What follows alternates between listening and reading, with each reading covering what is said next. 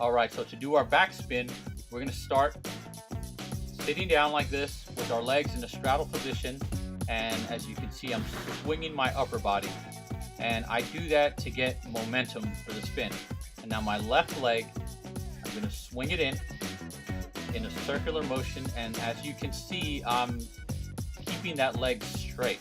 So what I'm gonna do is kick, and then I'm going in a clockwise position. So I'm gonna kick and then let my right leg follow.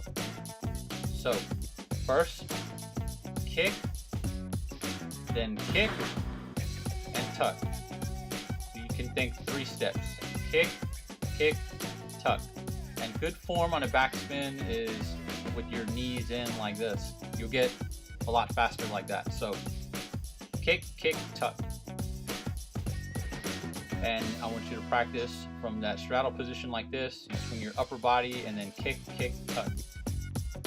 Something you can do to practice is just kind of swing your legs in a circular motion and spin on your butt like this. That'll kind of help you get the idea of how to spin like that. So all you got to do is practice.